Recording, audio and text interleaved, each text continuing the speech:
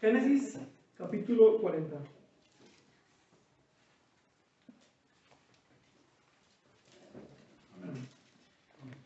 Dice la palabra de Dios, Génesis 40, dice: Después de esas cosas, sucedió que el copero y el panadero del rey de Egipto ofendieron a su señor, el rey de Egipto.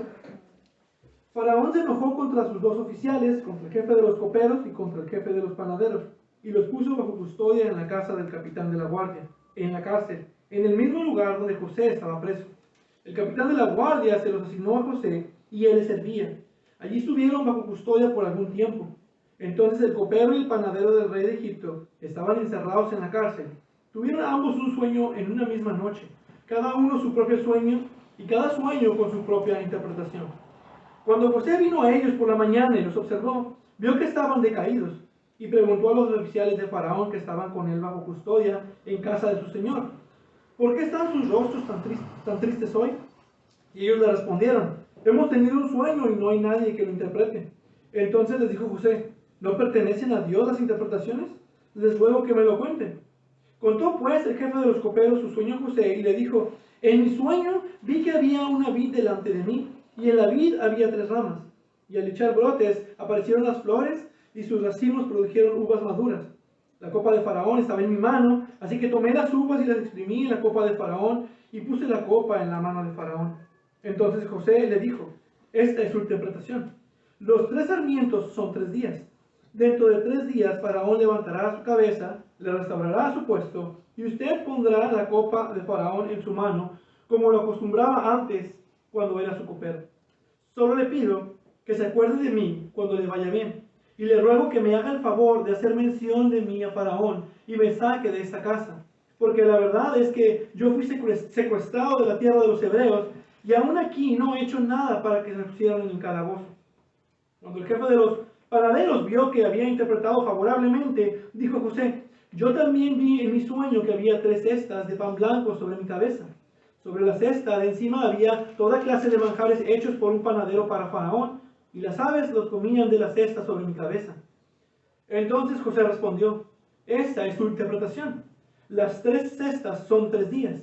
Dentro de 3 días Faraón le quitará la cabeza de sobre usted, le colgará en un árbol, y las aves comerán la carne de su cuerpo. Y sucedió que el tercer día, que era el día del cumpleaños de Faraón, este hizo un banquete para todos sus siervos, y levantó la cabeza del jefe de los coperos y la cabeza del jefe de los panaderos en medio de sus siervos.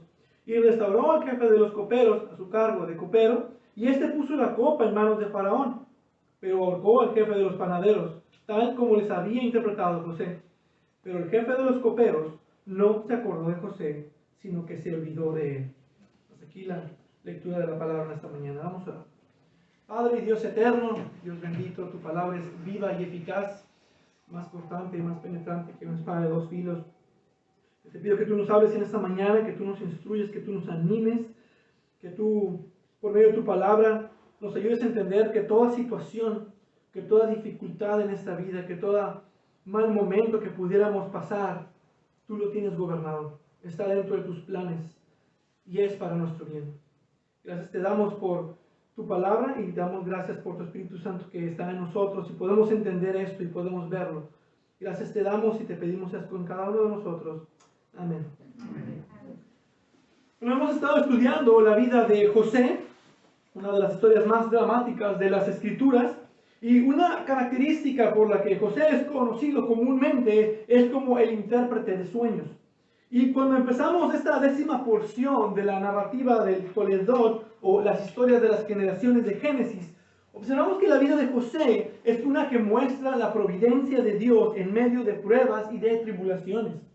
Hemos visto a José ascender como capataz de sus hermanos para luego descender a una cisterna oscura para ser vendida a Egipto.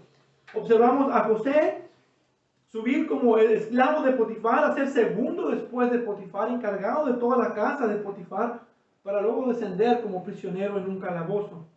Y terminamos observando en el capítulo anterior cómo aún en la prisión, en este calabozo, ascendió como segundo al jefe de la cárcel y tenía a cargo toda la cárcel. Y al final del capítulo anterior, en el capítulo 39, se nos recuerda que el Señor estaba con José y prosperaba todo lo que él hacía. Ahora, Génesis capítulo 40 será el parteaguas, el principio de un giro drástico en la vida de José.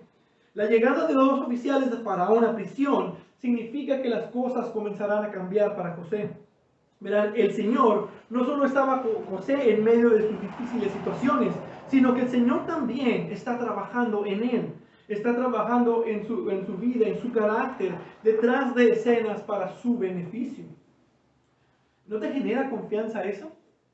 Saber que el Dios en el que confiamos es el Señor soberano sobre todas las cosas y Rey del universo. Y Él siempre está trabajando detrás del telón. Él siempre está trabajando detrás de cada circunstancia, obrando todo para nuestro bien. Y a veces en formas maravillosas, incluso no sabemos o entendemos en el momento. Y en este caso, todo era según el plan donde José sería elevado a la mano derecha de Faraón. Y podemos verlo así, José en algún punto sería jefe de Potifar. Será jefe de su antiguo jefe. Y será puesto por gobernador de sus hermanos y de su padre. La salvación de José de este calabozo será solo por la gracia de Dios, pero también será por medio de su fe. Y así es como nos enseña la Biblia. Solo por gracia, por medio de la fe. Y a lo mejor has estado en alguna situación que como José parece no haber salida. Una situación frustrante y difícil. Y no hay manera de seguir adelante. Observamos tres principales motivantes de su fe en la cuestión anterior. Las promesas de Dios. Las promesas de Dios son motivantes para nuestra fe. Conocer el propósito santificador de las pruebas y saber que en cada situación, en cada dificultad, es una oportunidad para proclamar el Evangelio. Pero en cuanto a las promesas, José tenía también los sueños que él tuvo de joven y que hablaban de su ascensión y de su autoridad. Esos sueños proféticos que el Señor le había revelado. Y esto era suficiente para mantener viva su fe. Y nosotros también tenemos promesas de salvación de Dios en las Escrituras.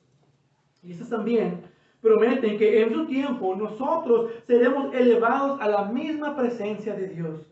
Y donde Jesús, nuestro Rey, se sienta a su mano derecha. Y lo que le sucede a José aquí nos recuerda que podemos confiar en Dios. Podemos confiar en Dios. Un autor lo pone de esta manera. Dios mueve las mismas estrellas en sus órbitas para trabajar su voluntad. Gobierna las pasiones de los hombres y las decisiones de aquellos que están en autoridad para cumplir lo que Él ha planeado para tu vida. El Señor es soberano. Los eventos de Génesis 40 nos recuerdan no desmayar en la ansiedad cuando las cosas se ponen difíciles. Nos muestran la verdad de la gran afirmación que tenemos del apóstol Pablo en Romanos 8, 28. Y sabemos que para los que aman a Dios, todas las cosas cooperan para bien, esto es, para los que son llamados conforme a su propósito. Y esto está ilustrado en este capítulo en la vida de José, y por medio de la interpretación de los sueños de estos dos oficiales de Faraón. Y mientras comenzamos el capítulo 40, tendrá José alrededor de 28 años de edad. Por lo tanto, han pasado alrededor de 11 años entre haber llegado a Egipto, de ser siervo en la casa de Potifar y estar ahora en la cárcel. 11 años. Lo que sabemos de esto es que durante todo este tiempo Dios estuvo con él, manteniendo su fe viva, dándole favor con sus jefes. Sin embargo, debió haber sido una situación bastante frustrante y desgastadora. Estar día a día en un oscuro calabozo, encerrado, con grillos, con cadenas. Y un día, algo interesante sucede. Versículo 1. Dice, después de estas cosas, es decir, después de estos 11 años, después de que José ganó el favor con el jefe de la cárcel y ahora que tiene todo a su cargo, después de todas estas cosas, dice, sucedió que el copero y el panadero del rey ofendieron a su señor, el rey de Egipto. Faraón se enojó contra sus dos oficiales, contra el jefe de los coperos y contra el jefe de los panaderos, y los puso bajo custodia en la casa del capitán de la guardia, en la cárcel, en el mismo lugar donde José estaba preso. Aquí observamos varias cosas interesantes. Primero, se nos dice que en algún momento dos oficiales de Faraón cometieron un delito grave. Estos oficiales eran el jefe de los coperos y el jefe de los panaderos. Y estos oficiales eran hombres que llegaban a ser de mucha confianza, podemos decir los favoritos del rey, y poseían también una cierta influencia política. El texto no nos afirma el momento que ocurrieron estos hechos. Tampoco dice cuánto tiempo llevaba José en la cárcel, así que es difícil estimar en ese periodo de 11 años cuándo realmente sucedió esto. Tampoco nos dice qué fue lo que hicieron, solo nos dice que ofendieron y parece ser que por la descripción que fue al mismo tiempo. Al mismo tiempo ofendieron a Faraón. Pero sí podemos describir por la palabra que dice aquí que ofendieron, del hebreo es mayormente traducida como pecar. Es decir, pecaron contra su rey. La ofensa fue grande. Esto fue un asunto serio para generar la ira de Faraón y enviarlos a la cárcel. No sería, como muchos dicen, algo mínimo, como una mosca en la copa o un grano de arena en su pan, pero tampoco algo tan serio como para considerar una conspiración para causar la muerte del rey, porque eso sería inmediatamente pena capital. Se nos dice también aquí la ubicación de esta cárcel, que recordaremos no es cualquier cárcel, era la cárcel del rey, era una cárcel importante donde la gente importante era llevada. Era una cárcel de buenos tratos, muy probablemente buena comida, sin trabajos forzados también, etc. Y se nos dice que esta cárcel estaba en la casa de capitán de la guardia. Eso es lo que se nos dice. Y este no es nada menos, como hemos visto, Potifar. La Biblia nos deja este detalle en el capítulo anterior. Entonces, la cárcel especial del rey estaba en la casa de Potifar. Y nos dicen las escrituras que ahí es donde estaba José. Pero también aprendemos algo. Aquí podemos recordar algo que mencioné en la ocasión pasada. ¿Por qué siendo José que intentó acostarse con la esposa de un oficial de alto rango, terminó en una cárcel especial y no muerto? Muy probablemente Potifar le creyó más a José que a su esposa, y su coraje era más contra su esposa, como lo vimos en la ocasión anterior, porque ahora se tendría que deshacer de un buen siervo. Y lo podemos ver. Potifar tenía que guardar las apariencias, siendo en la posición alta que él tenía. Y lo puso en la extensión territorial de su propia casa o palacio, donde estaba la cárcel del rey.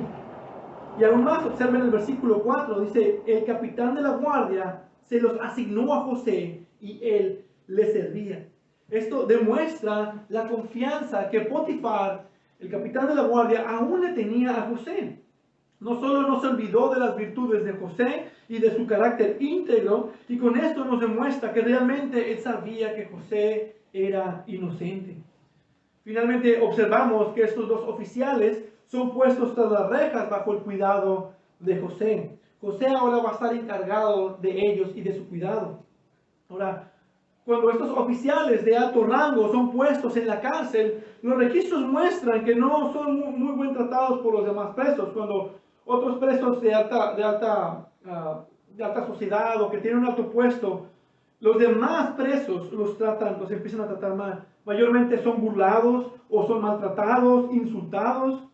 Pero noten que José les extiende una compasión y un atento cuidado. Miren el versículo 6.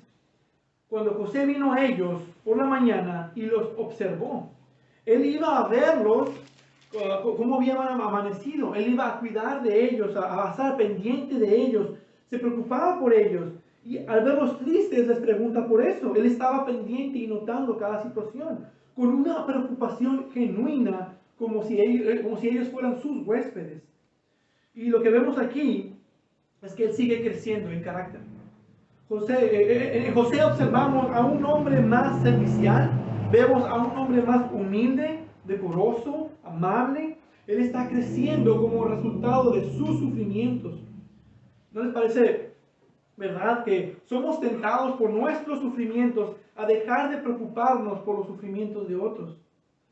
José pudo tener razones para tener apatía por estos hombres. ¿Por qué le importarían los egipcios? ¿Qué son ellos para él? Él es extranjero, ha sido tratado injustamente. Además, estos hombres sí cometieron un crimen. ¿Qué saben ellos de injusticias? ¿Por qué debo yo servirles a ellos? ¿No es así como a veces tendemos a pensar en nuestros propios sufrimientos? Cuando sufrimos, Nos podemos encerrar en nosotros mismos, en el egoísmo y volvernos absorbidos por nuestro propio yo interno y perdemos nuestra simpatía por el sufrimiento de otros. Ian Duguid describe: José vio a estos hombres como seres humanos y se preocupó por sus preocupaciones, como para preguntar qué estaba pasando. A veces nosotros tenemos nuestros propios problemas, pero es importante que veamos a los hermanos y preguntarles cómo están. ¿Cómo están? Salmo 105, 18, 19 nos habla de la vida de José en la cárcel y lo hemos estudiado. Dice: con grillos afligieron sus pies. Él mismo fue puesto en cadenas hasta que su predicción se cumplió.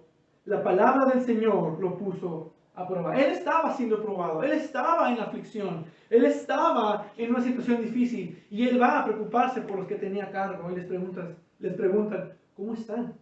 Los veo tristes y se preocupa por ellos. Creo que podemos decir, como Elvis Carballosa lo describe, fue en la prisión donde el hierro entró en el alma de José para volverse hierro. Y el decir que está creciendo, comparando este José de ahorita, comparando con el José preocupado por otros, aquel insensible joven que veíamos hace unos capítulos. Recordarán al joven hebreo que fue mimado por su padre, que se inclinaba a la debilidad, estaba orgulloso de su túnica y le agradaba proclamar públicamente sus sueños, dando reportes exagerados de los hechos de sus hermanos sin pensar las consecuencias ni para él ni para sus hermanos. Tenía una gran insensibilidad por los demás, y aunque este no era en sí un pecado, fue claramente el motivo por el cual los hermanos le tuvieron envidia y más odio. Y también muy probablemente era lo que le impedía crecer en carácter, le impedía desarrollar grandes talentos que había recibido por parte de Dios para mostrar sabiduría y liderazgo. Y ahora el sufrimiento lo está cambiando, el sufrimiento está cambiando a José. Su encarcelamiento hizo posible que José pudiese levantarse como hebreo en medio de la aristocracia más orgullosa de su tiempo y gobernar con sabiduría, modestia y gran valor. Dios lo hizo posible. Así como Moisés maduró en el desierto de Madián, José creció en gracia y sabiduría durante su tiempo como esclavo y prisionero en Egipto. Y muy seguido ese es uno de los propósitos de Dios en medio de nuestras pruebas. José ilustra la enseñanza del Nuevo Testamento que el sufrimiento produce paciencia y la paciencia carácter probado. Romanos 5, versículos del 3 al 5. Cuando hemos estado solos, algo de lo que podemos estar seguros es que Dios quiere que nos volvamos más sensitivos a otras personas que atraviesan por soledad. Cuando hemos conocido gran tristeza o angustia, a lo mejor la pérdida de un ser querido, el Señor quiere que aprendamos a estar despiertos a las necesidades de otros que necesitan aliento, que necesitan ser alentados. Entonces, José, así como nosotros, está siendo moldeado por medio de las tribulaciones y de los sufrimientos. Así como nos sucederá a nosotros cuando comenzamos a ver las necesidades de otras personas. José aprende que estos dos oficiales tienen algo en común con él. Y una noche, como cualquier otra, estos dos oficiales tuvieron un sueño bastante vívido, un sueño que los dejó perplejos. Y José anteriormente ha recibido sueños también. Él conoce ese sentir de ellos. Nos dice versículo 5. Entonces el copero y el panadero del rey de Egipto, que estaban encerrados en la cárcel, tuvieron ambos un sueño en una misma noche, cada uno su propio sueño, y cada sueño con su propia interpretación. Entonces José los busca. Al parecer esto lo hacía constantemente, de ir a buscarlos en la mañana, ver cómo estaban, cómo habían amanecido, cómo pasaron la noche. Entonces José los busca y los observa. Versículo 6. Cuando José vino a ellos por la mañana y los observó, vio que estaban decaídos. Ahora, hay hermanos que tienen, vamos a decir, un don, que con solo mirarte pueden saber si tienes algo. Yo sé que tú tienes algo. Y deben usarlo como José para el beneficio de otros. Y observen el atento cuidado de José en el versículo 7. Y preguntó a los oficiales de Faraón que estaban con él bajo custodia en casa de su señor: ¿por qué están sus rostros tan tristes hoy? Hay una diferencia de todos los días. Él está constantemente revisándolos, viendo, ellos están bien, y de repente amanecen todos decaídos. Dice, ¿por qué están sus rostros tan tristes hoy? Y ellos le respondieron, hemos tenido un sueño y no hay nadie que lo interprete. Ahora, los sueños eran un gran asunto en el antiguo Egipto. Para ellos, era una de las principales o primordiales formas en las cuales ellos podían hablar con los dioses, o los dioses hablaban con los hombres. Y en esa cultura había una industria de interpretación de sueños. Eso era algo muy lucrativo en ese tiempo y en Egipto. Había comentarios sobre los sueños. Y así funcionaba. Tenías un sueño que te inquietaba y le pagabas a algún intérprete de sueños y le contabas tu sueño para que te dijera su significado por medio de consultar estos enormes comentarios de sueños, libros enormes que ellos consultaban para poder interpretar el sueño que tenías. Pero el problema es que estos hombres presos en una cárcel no pueden ir con uno de estos gurús intérpretes para poder entender el significado del sueño. Entonces ellos están frustrados por esto. La psicología nos asegura que los sueños son un reflejo de nuestros pensamientos subconscientes. Y hay ciertas teorías respecto a esto. Pero lo que es cierto es que Dios puede usar sueños para hablar a los hombres e incluso revelárselos. Y lo hemos visto. José en el capítulo 37, Dios le mostró dos sueños.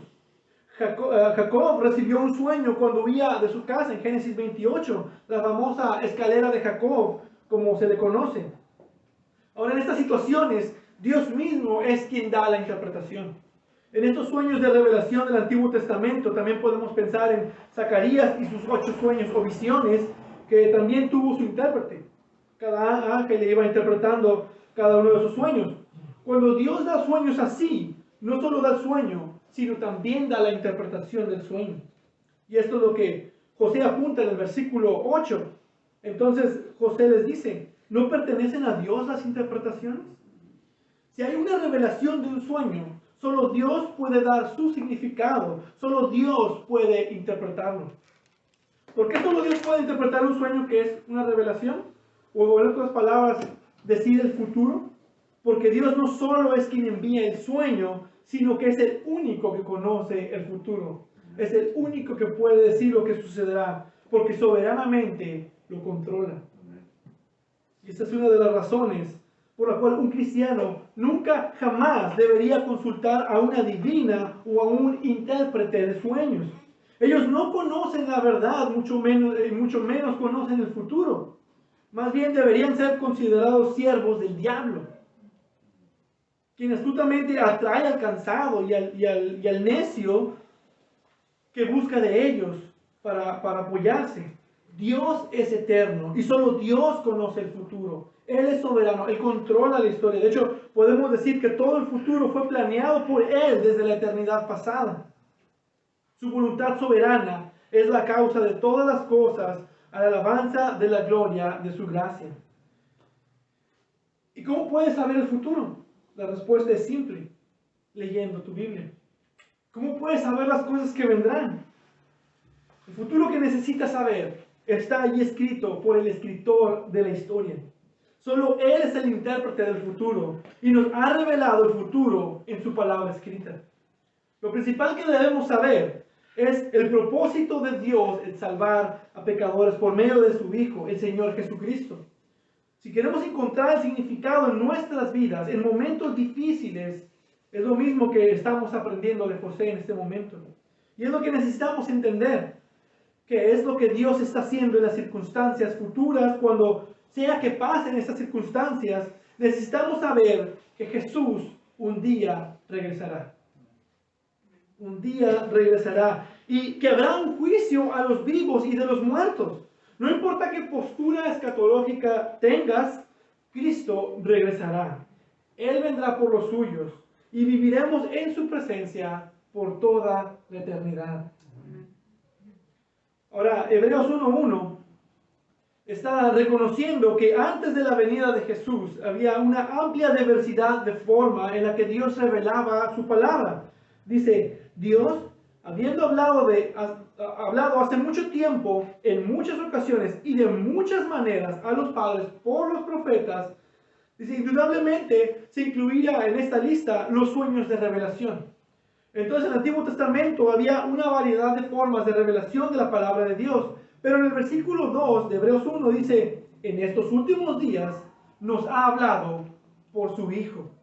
Y una de las implicaciones de eso, de que al venir Cristo a este mundo, la revelación de Dios es ahora dada por su Hijo, por medio solo de la palabra escrita, de la Biblia. En otras palabras, Cristo es la revelación final de Dios a nosotros y de su voluntad. Ya no hay más revelaciones. Dios ya no te va a hablar cosas que no estén escritas en su palabra. Dios ya no te va a revelar nada más de lo que ya tenemos completo en la Escritura. Y en esa verdad es donde tenemos que entender los tiempos venideros. Y bien, la respuesta de José muestra que en prisión no solo mantuvo su buen comportamiento y su buen testimonio, pero también mantuvo su fe. Los sueños de José no han sido cumplidos aún y solo le han traído problemas.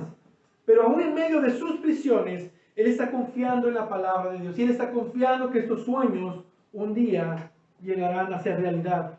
Y vemos que les pide a estos incrédulos que están en desánimo y tristes por sus problemas, que busquen a Dios para la interpretación de sus sueños. Que se acerquen a Dios, que consulten a Dios. Y veremos en su caso, en lugar de que los sufrimientos le causen dudas, es la palabra de Dios quien está manteniendo viva su fe. Y esa es otra tentación que surge cuando pasamos por tiempos difíciles. Una que mencioné fue que nos volvemos absorbidos por el yo y la preocupación. Nos encerramos en nosotros mismos y nuestros propios problemas y no nos preocupamos por los demás. Pero la otra que sucede muy seguido es comenzar a dudar de Dios. Y eso se evidencia inmediatamente. Pero vean a José. Él está invitando a otros a mirar a Dios por respuestas. Y lo hace con fe de que Dios puede hacer algo en medio de estos sueños. Dios puede obrar. Él no nomás está invitando a creer. Él sabe que Dios puede obrar. Y le dice en el versículo 8, les ruego que me lo cuenten. Cuéntenmelo. Dios va a dar interpretación. Puede que no haya esperanza terrenal de que sus sueños se hagan realidad, pero José aún confía en Dios. Tenía la confianza de que podría obtener la solución de parte de Dios y que Dios obraría en su favor. Y que Dios hace cosas maravillosas y que Él cumple sus promesas porque Dios es fiel. Y José no solo indica que Dios interpreta sueños, pero que también Dios da la habilidad de interpretar esos sueños a sus siervos. Y resulta ser que José es uno de ellos. Uno de los hombres que tiene ese don para interpretar los sueños. José no necesita consultar los grandes comentarios de los egipcios porque Dios estaba con él. E invita a estos oficiales a poner su confianza no en él o en su interpretación, sino en Dios. Dios es quien interpreta los sueños y Él es el que da la interpretación. Y aquí vemos también parte del crecimiento de José en su carácter y en su fe. No solo ha aprendido a preocuparse por otros, no solo continúa confiando en Dios, pero quiere que Dios sea glorificado en esa tierra extranjera. Él quiere, como dice su palabra, que su nombre sea engrandecido entre las naciones. Y quiere hacer bien a otros en el nombre de Dios. Liam Gallagher escribe esto. Dios aún le da dones a su pueblo. Serán diferentes del don de José, pero el propósito de ellos es de dar gloria a Dios.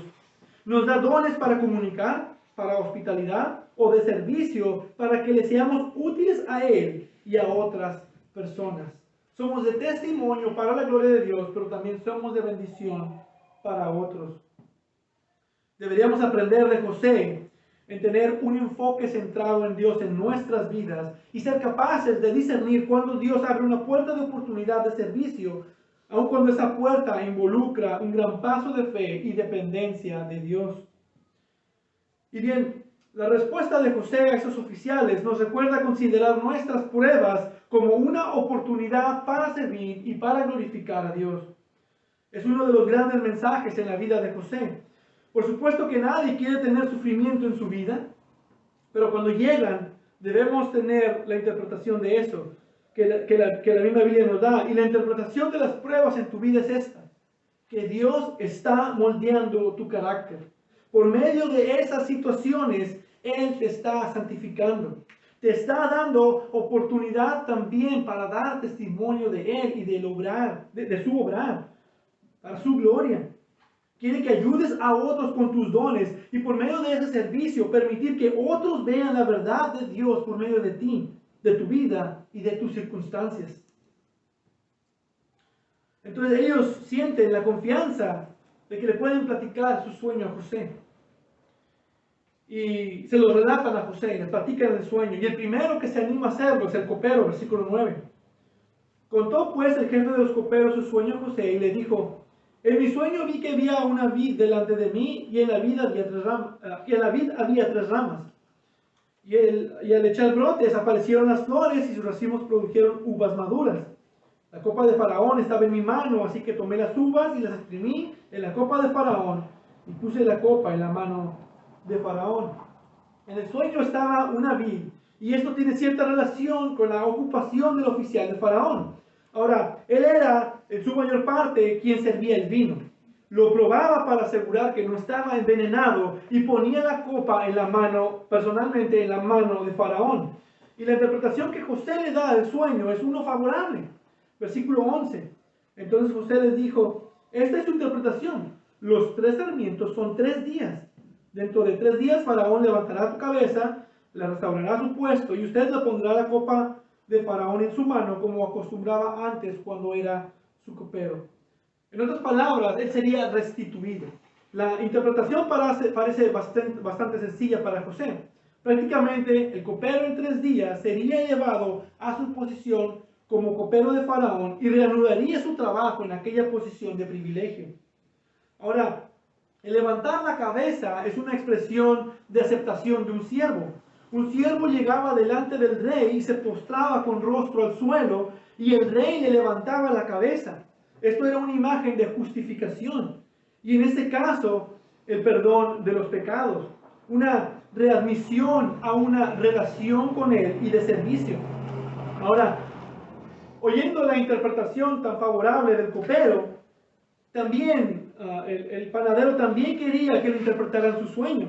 El sueño estaba también relacionado con el trabajo del panadero y las referencias a las diferentes clases de pan y a los manjares de pastelería de toda clase se ajusta a lo que se conoce con respecto a la pastelería egipcia. Esa gran variedad de panes y tartas caracterizan el trabajo de la panadería egipcia aún hoy en día. Y podemos observar, había un sorprendente parecido entre el sueño del copero y el sueño del panadero. Entonces podemos ver que después de una tan favorable interpretación de ese sueño, el panadero emocionado tenía una buena razón para esperar que su sueño también tuviera una interpretación similar. Versículo 16. Cuando el jefe de los panaderos vio que había interpretado favorablemente, dijo José: yo también vi en mi sueño que había 3 cestas de pan blanco sobre mi cabeza.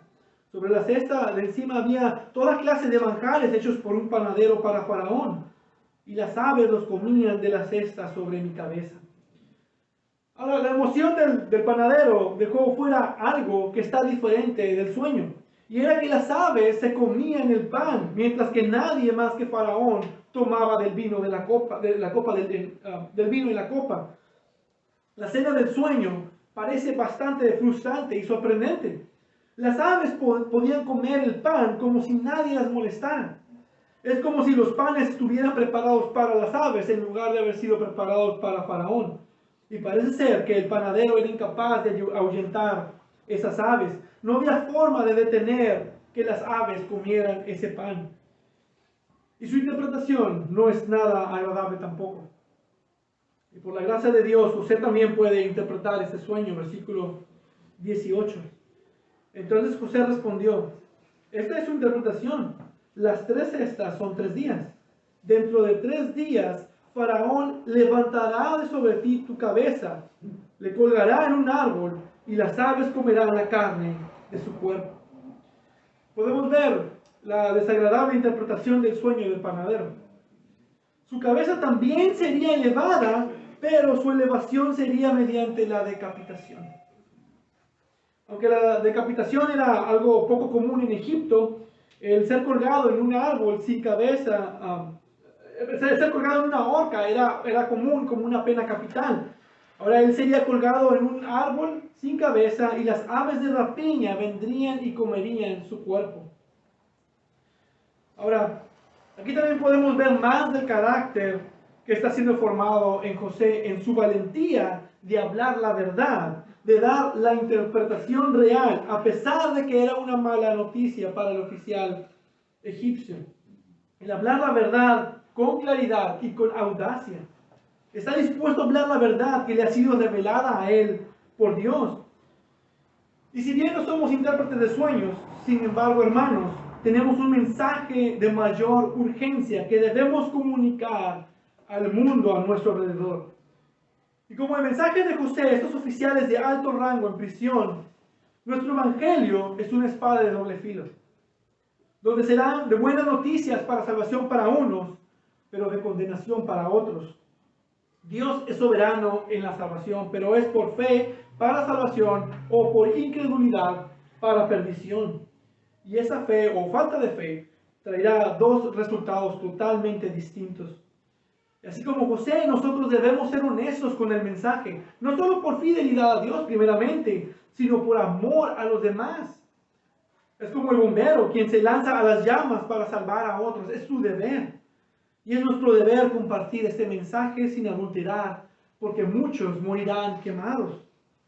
El precioso mensaje del Evangelio debe exponerse tal como es, sin ser diluido, en fidelidad a Dios por el Espíritu y en fidelidad a su palabra, aún o a pesar de que la gente se pueda alarmar, se pueda ofender o se pueda turbar. Es una gran ofensa si el mensajero cambia el mensaje del rey. Es una gran ofensa. El mensaje debe de ser entregado con fidelidad. El predicador no debe acomodar el mensaje al gusto de los oyentes, porque el expositor del evangelio es un embajador de Cristo y debe entregar el mensaje, ya sea agradable o desagradable para el oyente. Entonces tenemos que hablar de los aspectos tanto positivos como negativos del mensaje. Evis Carballosa comenta: no hay ninguna predicción acerca del cielo, no hay ninguna predicación acerca del cielo que sea eficaz sin la predicación del infierno. Muchos cristianos hoy en día solo hablan del amor de Dios y del plan maravilloso que Dios tiene para sus vidas. Y todavía hablan de la salvación por medio de la fe, pero lo que se evita siempre, lo que menos estamos dispuestos a hablar, es la verdad acerca de nuestro pecado y de que somos considerados enemigos de Dios y merecedores del infierno, que estamos bajo la ira de Dios. ¿Pecado? ¿Infierno? ¿Ira? No hay necesidad para hablar con tanta agresión, dicen. No hay razón para ser tan ofensivos. No, eso lo podemos dejar a un lado. Claro que hay razón para ser ofensivos. Ellos han ofendido a Dios toda su vida. ¿Y qué si se ofenden por un momento? El juicio, la ira de Dios, el infierno son parte importante del mensaje. Porque sin las malas noticias, las buenas noticias no tienen sentido. Debemos entregar las malas noticias y las malas noticias del perdón de Dios por nuestros pecados, por nuestros pecados contra Él, por medio de la sangre expiatoria de su Hijo. Pero esta es la pregunta: ¿estamos dispuestos a hacerlo? ¿Estamos dispuestos a entregar un mensaje sin adulterar? ¿En el trabajo? ¿En nuestras conversaciones con nuestros amigos, con nuestros familiares? ¿De hablar las verdades de Dios que son tan importantes, aunque no sean felizmente recibidas? James Boyce hace este excelente comentario de este pasaje, primordialmente para los que se paran en un púlpito, y dice: ¿cuántos están dispuestos de predicar el sermón del copero, pero no tienen la voluntad de predicar el sermón del panadero? Tienen miedo de pararse frente a una congregación y decir que son miembros de la raza caída de Adán, bajo la maldición de la ley quebrantada de Dios, y si tuvieran lo que les venía, todos terminarían en el infierno que Dios ha preparado para castigar a pecadores. Tienen miedo de decir abiertamente que Dios ha puesto solo un mediador entre Dios y los hombres, Cristo Jesús, hombre. Y si no están unidos a Él por fe salvadora, perecerán miserablemente y eternamente. Predican el Evangelio de que Dios ama a los pecadores, pero no predicarán que Dios está irado contra los pecadores todos los días y que Él odia el pecado. Predican del cielo, pero no advierten del infierno. Y si tú quieres que tu mensaje sea una espada de dos filos, tienes que hablar tanto del infierno como del cielo, tanto del pecado como del perdón, tanto de la ira de Dios como del amor de Dios. Y la declaración más clara y directa de esto lo encontramos en Romanos 3, versículos 23 al 26.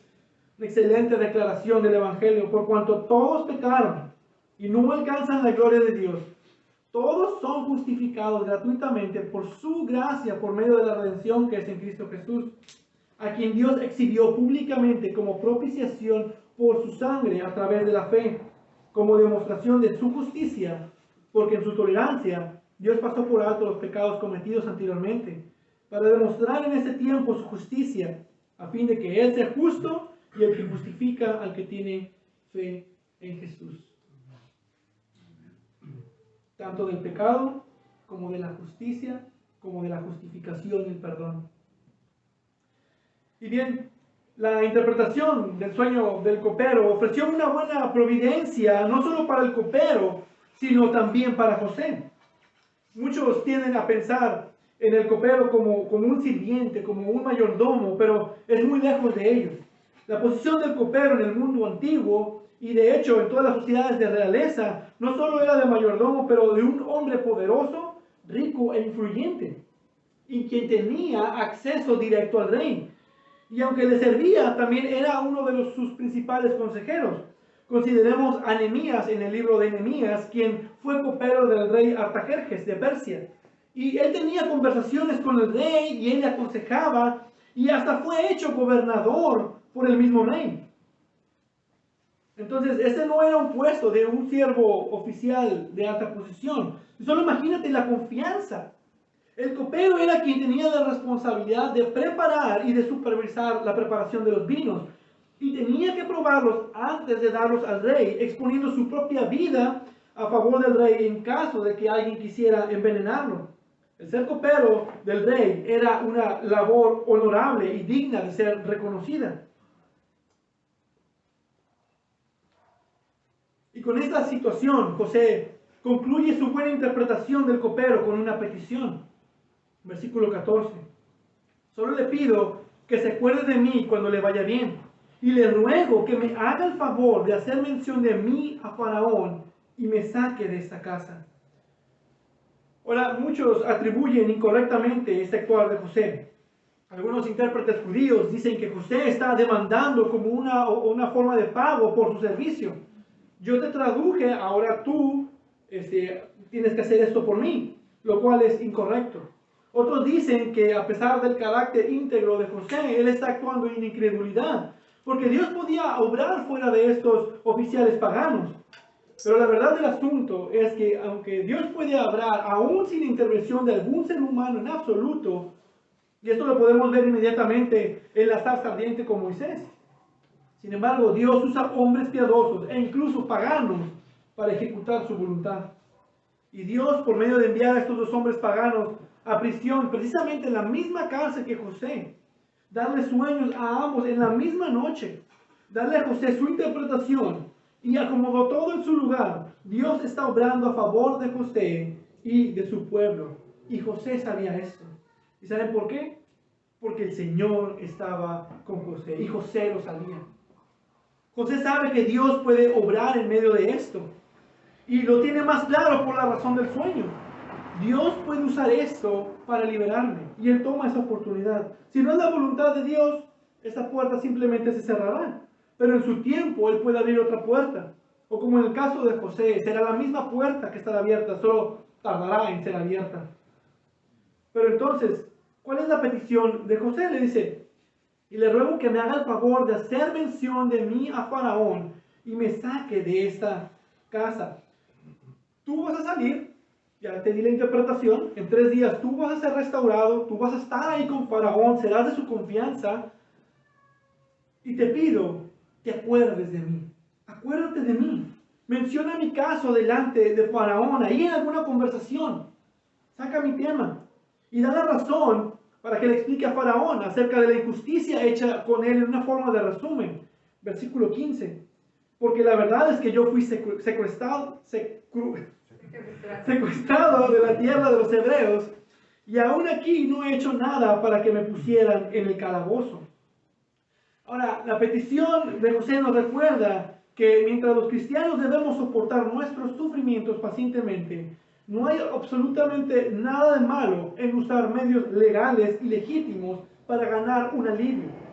Y algo particularmente de notar es la palabra que José usa para me haga el favor. Es la palabra hebrea gesed, que significa hacer amabilidad, misericordia y mostrar fidelidad. Literalmente está diciendo, muéstrame amabilidad. Yo te he hecho un favor, ten misericordia de mí. Muéstrame un favor ahora tú y haz esto que te pido. Era una petición en fe y era una petición humilde. Pero al llegar a la conclusión de este pasaje, no podemos ver ese gesed para José. Y llega el día que se cumple lo dicho por José, versículo 20. Y sucedió que al tercer día, que era el día de cumpleaños de Faraón, este hizo un banquete para todos sus siervos y levantó la cabeza del jefe de los coperos y la cabeza del jefe de los panaderos en medio de sus siervos. Y restauró al jefe de los coperos a su cargo de copero, y este puso la copa en manos de Faraón, pero ahorcó al jefe de los panaderos tal como les había interpretado José. Podemos imaginarnos a José cuando llegó el tercer día, sus interpretaciones se cumplieron, salieron los dos, uno es restaurado, el otro le cortan la cabeza, y sale el copero, sale libre, y por cierto, todo lo que Dios dice será hecho. Todo lo que Dios ha dicho, así será. Y José sabía que Dios lo libraría y cumpliría sus sueños que tuvo cuando estaba en la casa de su padre. Pero pasa el primer día y José le está esperando, a lo mejor como niño en la ventana, emocionado, esperando cuándo vendrían por él. Pasa otro día y después pasa otro día. Ahí va la primera semana, va el primer mes. Y pasan 2 años y no hay gesed para José. No hay amabilidad, ni misericordia, ni fidelidad por parte del copero. Versículo 23. Pero el jefe de los coperos no se acordó de José, sino que se olvidó de él. Ahora, en medio de la Biblia, sacando cuenta de cada capítulo, de cada libro, y luego lo divides a la mitad, muchos dicen que encuentras el Salmo 118, pero están equivocados. Realmente encontramos el Salmo 117. Sin embargo, por esta ocasión, sí nos vamos a ir al Salmo 118. A los versículos erróneamente conocidos como la mitad de la Biblia. Salmo 118, versículos 8 al 9 nos dicen, es mejor refugiarse en el Señor que confiar en el hombre. Es mejor refugiarse en el Señor que confiar en príncipes. Y esa fue la amarga experiencia de José. Qué poco confiables somos los hombres. El copero es restaurado, pero no hay fidelidad en su trato, ni misericordia para quien lo ayudó. Y la verdad es que tendemos a decepcionar a las personas. No somos capaces de llegar al hospital cuando hay una gran necesidad. A veces olvidamos el cumpleaños de alguien o de algún aniversario. A lo mejor no tienes dinero para prestarle la necesidad de otro, o a lo mejor se te pasó llamarlo en la semana y la gente se decepciona. Pero Dios no decepciona. Él siempre cumple lo que promete. Mas José no confió en el hombre. Todo ese tiempo él tuvo sus ojos puestos en Dios y todas sus esperanzas estaban en Dios. Y veremos en el siguiente capítulo que son 2 años, pasan 2 años que José perdura en paciencia en respuesta de su Señor y Dios. Porque si él hubiera puesto su confianza en el copero, la fe de José se hubiera ido por los suelos, como siempre pasa con las personas. Ellos ponen su fe en las personas y cuando esas personas les fallan o se decepcionan de esos hombres, su fe cae. Su fe cae. Y ahora vemos cómo es que su juventud se le escapa de las manos. José fue llevado a Egipto desde los 17 años hasta los 30 años durante todo este periodo. Muchos incluso pudieran decir que estos son los mejores años de sus vidas, la fuerza de su juventud. Y 2 años más de sus fuerzas se irán por la tubería, encerrado en un calabozo. ¿Qué desaliento debió haber sido esto para José?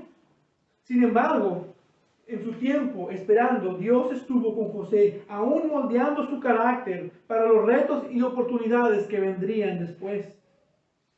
Eso nos recuerda un misionero famoso, conocido, Hudson Taylor. Hudson Taylor sabía muy bien lo que sintió José por estos 2 largos años, ya que después de 6 años de duro trabajo misionero en China, Taylor regresó a su casa en Inglaterra, su salud casi destrozada, y se asentó en el este de Londres, en la pobreza de su familia. Y por 5 años quiso regresar a China, y sin embargo sus patrocinadores anteriores parecen haberse olvidado de él. Cada puerta que intentaba abrir para regresar a China parecía estar cerrada. Y en retrospectiva, él miró esos 5 años como particularmente valiosos, los años desalentadores del retraso. Así lo describe él, dice: sin estos años escondidos, con todo su crecimiento y pruebas, ¿cómo pudiera la visión y el entusiasmo de la juventud haber sido madurados para el liderazgo que Dios tenía intencionado que hubiera? Y en el tiempo de Dios y la larga espera de Hudson Taylor terminó, y su oración más anhelada fue respondida, y el resultado de eso fue la gran obra de la misión al interior de China, de la cual los efectos aún pueden verse tan poderosamente en el día de hoy. Un comentarista lo pone de esta manera: la demora nunca frustra los propósitos de Dios, solo afila su instrumento. Ahora, ¿cómo debemos actuar cuando hay una demora? Y cuando esa demora te trae decepción. Y bien, la historia de José nos muestra que no debería de sorprendernos cuando los hombres y las mujeres nos fallan y nos decepcionan. Deberíamos de poner toda nuestra dependencia solo en Dios. Isaías lo escribe de esta manera. Isaías 2:22. Dejen de considerar al hombre, cuyo soplo de vida está en su nariz, pues ¿en qué ha de ser el estimado? Y lo que significa es que nuestro aliento puede fallar en cualquier momento. Podemos morir en cualquier momento. Somos frágiles, débiles. No somos capaces de ser salvadores unos de otros. Pero en contraste, el aliento de Dios es eterno. Él vive para siempre para salvar. De hecho, el rey David una vez estuvo donde José estuvo. Y si no podemos confiar en príncipes, entonces ¿qué hacemos? Debemos confiar en el Señor. David lo pone de esta manera en los 56 versículos del 3 al 4.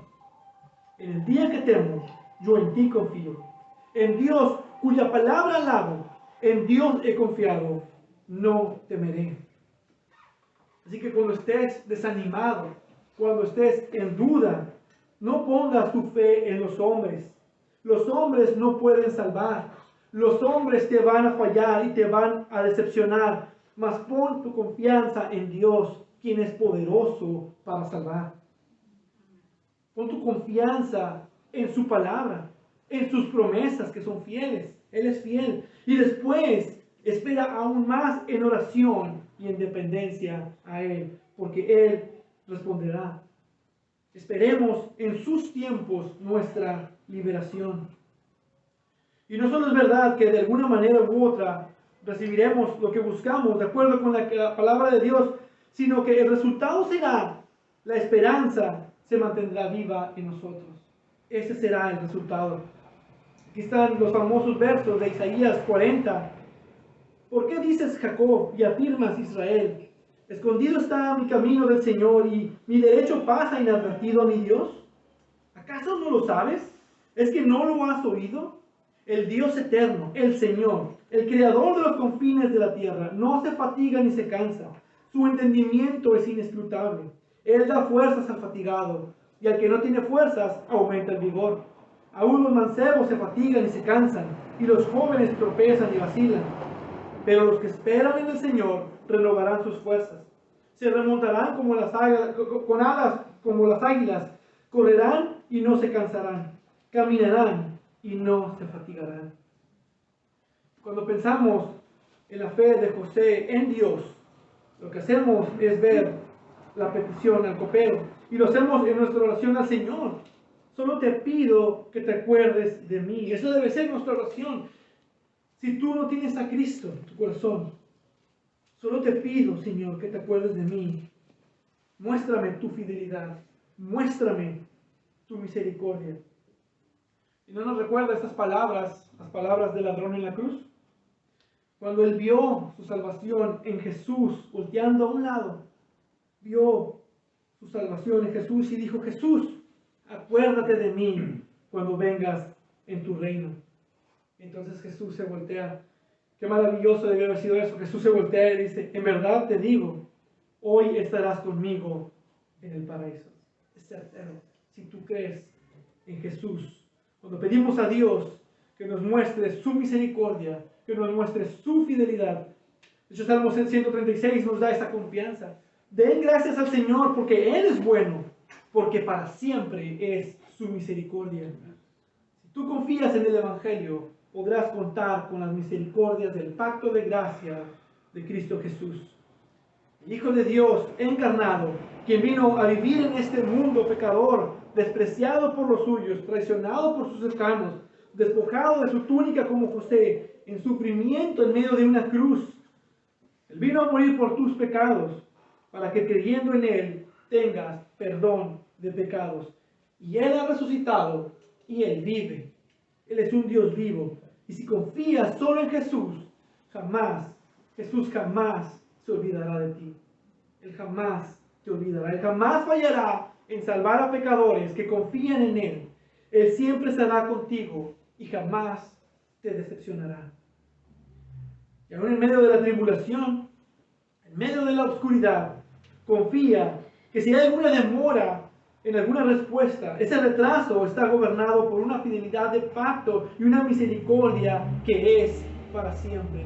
Y el Señor te hará bien. No te entregues al miedo, no des al desánimo que te empieza a decir: Dios se ha olvidado de ti, Dios no te está respondiendo. Confía en que en su tiempo será perfecto, que tus problemas tendrán un efecto de santificación, que son una oportunidad para ti de demostrar a Cristo obrar en tu vida y de ser de testimonio para su gloria. Una excelente oportunidad para usar tus dones para el servicio a tu Señor. Solo aférrate a la roca eterna. Sostente del Dios de nuestra salvación. Abraham esperó 25 años por la promesa de un hijo. Y al tiempo de Dios llegó el hijo de la promesa, Isaac. Después Isaac y Rebeca esperaron 20 años por un hijo. Y al tiempo de Dios llegaron los gemelos Esaú y Jacob. Después de 11 años, José tendrá que esperar dos años más en prisión, porque Dios tenía un gran plan y que a su tiempo Él ejecutaría. Todos ellos experimentaron por medio de la tribulación, por medio de esperar en el Señor, por medio de la prueba y de tiempos oscuros y difíciles, por medio de esperar en el Señor, dice Romanos 8, nos dice: y sabemos que para los que aman a Dios, todas las cosas cooperan para bien, porque esta es su promesa. Porque yo sé los planes que tengo para ustedes, declara el Señor, planes de bienestar y no de calamidad, para darles un futuro y una esperanza. Jeremías 29:11. Amén. Señor omnipotente Dios, nuestro gran Redentor y roca, y te damos toda gloria y honra porque tú eres Dios soberano. Tú tienes el control de cada situación de nuestras vidas. A veces podemos sentir desesperación, podemos sentir falta de fe, podemos sentir que hemos sido abandonados. Pero tú siempre estás con nosotros. Tú siempre cumples tu promesa. Tú nunca nos dejas. Tú nunca decepcionas. Tú siempre te muestras fiel. Grande, bueno y misericordioso eres tú, Dios. Eternamente podemos ver tus misericordias cada mañana. Cada mañana podemos ver tu amor en cada uno de nosotros. Y no hay más que alabarte y darte gloria. Tú eres nuestro redentor, nuestro protector, nuestro castillo fuerte. Tú nos guardas. Y sí, pasaremos por situaciones difíciles y sí nos vamos a frustrar, a dudar, pero tú no dejas de sostenernos. Tú no dejas de estar a nuestro cuidado, así como estuviste con tu siervo José, así como estuviste con Abraham, Isaac y Jacob. Tú eres nuestro Dios. El Dios de Abraham, Isaac y Jacob está con nosotros y Él es nuestro castillo fuerte. Yo te pido que tú protejas a tu iglesia, que tú la cuides en las diferentes situaciones de cada hermano, en las diferentes pruebas que cada uno esté pasando en esta congregación, que tú le des ánimo, que tú le des aliento, fortaleza, que tú les muestres que tú estás con ellos, que tú no fallas, que tú nos cuidas y que tú ves por nosotros y que toda situación tú la tienes controlada para nuestro bien. Muéstranos esto, Señor. Muéstranos y danos fe para vivir. Moldea nuestro carácter, fortalece nuestra fe por medio de todas estas situaciones difíciles y sigue obrando un carácter piadoso en cada uno de nosotros y sigue moldeándonos a la imagen de tu Hijo Jesucristo. Gracias por tu palabra, por tu ánimo y gracias por la vida de José en la que nos enseñas que tú tienes el total control. Tú eres Dios soberano y eterno. A ti damos toda gloria y honra.